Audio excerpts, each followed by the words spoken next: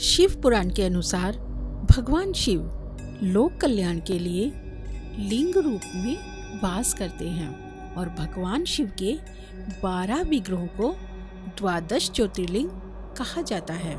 भारतवर्ष में ये 12 ज्योतिर्लिंग अलग अलग स्थानों पर स्थित हैं। शिव पुराण में भी 12 ज्योतिर्लिंगों का उल्लेख किया गया है और ऋग्वेद में ही इसका उल्लेख मिलता है। वास्तव में ये ज्योतिर्लिंग क्या है?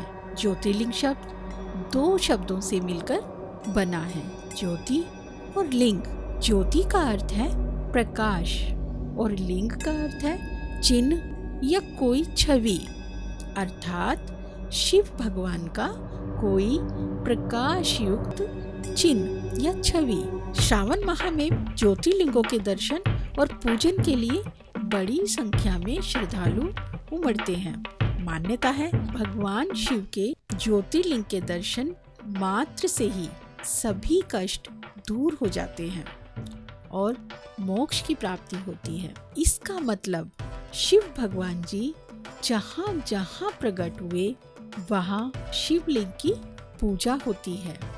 ऐसा भी कहा जाता है कि जो भी व्यक्ति इन 12 ज्योतिर्लिंग के दर्शन कर लेते हैं तो उन्हें मोक्ष की प्राप्ति होती है। शिवरात्रि के दिन देवी देवता भी धरती पर प्रकट होते हैं और इन ज्योतिर्लिंग के दर्शन करते हैं। ये 12 ज्योतिर्लिंग शिव भगवान के अवतार के रूप में पूजे जाते हैं।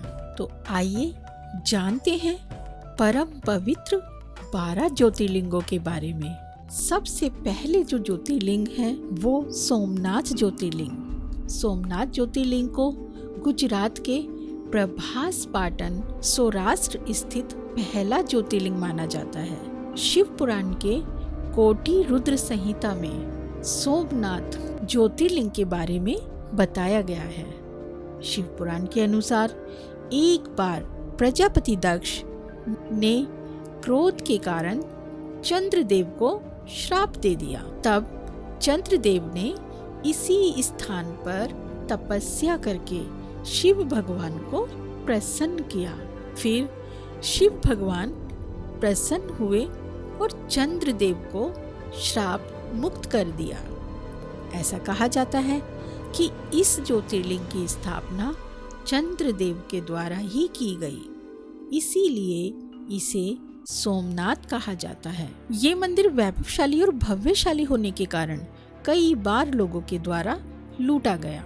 सन 1024 में मोहम्मद गजनवी इस मंदिर की संपत्ति लूटकर भाग गया। मुगलों और विदेशों द्वारा भी हर संभव लूटने का प्रयास किया जाता रहा। कई बार ये मंदिर तोड़ा गया और फिर पुनर्निर्माण हुआ।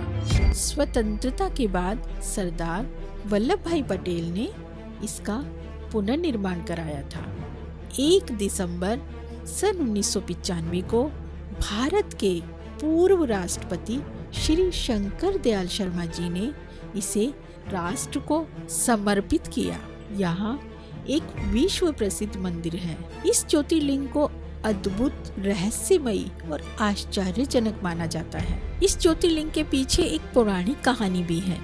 तो चलिए जानते हैं उस पौराणिक कथा के बारे में। प्रजापति दक्ष की 27 बेटियां थीं।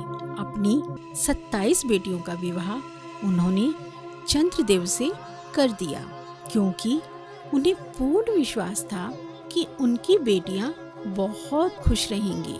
चंद्रदेव को अपने दामाद के रूप में पाकर दक्ष बहुत खुश थे, लेकिन चंद्रदेव को अपनी 27 पत्नियों में से सबसे ज्यादा प्रिय रोहिणी थी। बाकी की 26 दक्ष बेटियों को चंद्रदेव की पत्नी होने का सुख प्राप्त नहीं हो रहा था। इस बात से सभी बेटियां दुखी थीं। तब 26 बेटियों ने दुखी मन से ये बात अपने पिता प्रजापति दक्ष से कही और आगे क्या करना चाहिए इस बात पर चर्चा की। तब इस बात पर विचार करते हुए प्रजापति दक्ष ने चंद्रदेव से मिलना उचित समझा और उन्हें समझाया कि वे सभी पुत्रियों के साथ एक समान बर्ताव करें। और ऐसा कहकर वे चले गए। उन्हें लगा कि चंद्रदेव उनकी बात को समझेंगे, लेकिन चंद्रदेव पर दक्ष की बातों का कोई प्रभाव नहीं पड़ा। वे पहले के जैसे ही बाकी पत्नियों के साथ व्यवहार करने लगे। इस बात से बाकी पत्नियां बहुत ज्यादा दुखी हुईं। बेटियों ने पुनः ये बात अपने पिता को बताई। फिर से प्रजापति अपने दामाद के घर गए और समझाया कि बाकी बेटियों के साथ एक समान व्यवहार करें। ऐसा कहकर प्रजापति दक्ष वहां से चले गए। लेकिन इस बात का चंद्रदेव पर कोई प्रभाव नहीं पड़ा। वे पहले जैसा ही दुर्व्यवहार बाकी पत्नियों के साथ करते रहे। पुनः इस बात की खबर दक्ष को लगी और उन्होंने चंद्रदेव को श्राप देने का निर्णय कर लिया और चंद्रदेव से कहा कि तुमने बार बार मेरे द्वारा समझाए जाने पर भी मेरी बात नहीं मानी और मेरी बेटियों के साथ दुर्व्यवहार किया। मैं तुम्हें क्षय रोग से पीड़ित होने का श्राप देता हूँ।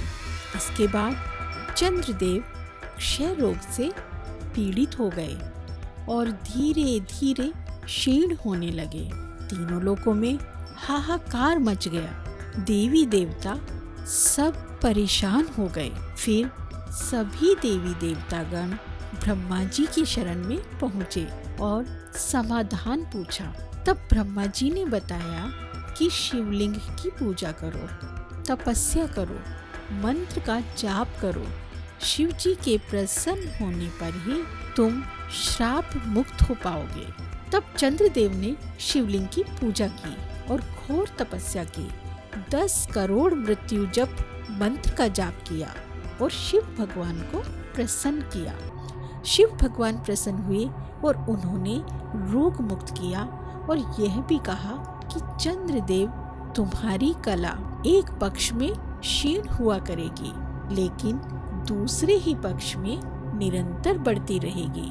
तब वहीं पर चंद्रदेव और देवी देवताओं ने सोमनाथ कुंड की स्थापना की, जिसमें भगवान शिव जी और ब्रह्मा जी का निवास माना जाता है। एक दूसरी मान्यता यह भी है कि श्री कृष्णा जी भालुका तीर्थ पर विश्राम कर रहे थे।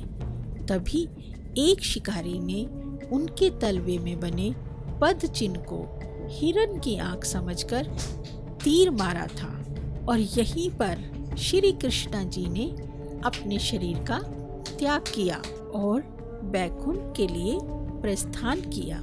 इस स्थान पर बहुत ही सुंदर कृष्ण मंदिर बना हुआ है। इसलिए ऐसा कहा जाता है कि जो भी व्यक्ति सोमनाथ ज्योतिर्लिंग का दर्शन करता है उसकी मनोकामना पूर्ण होती है और ये मंदिर आदि अनंत है।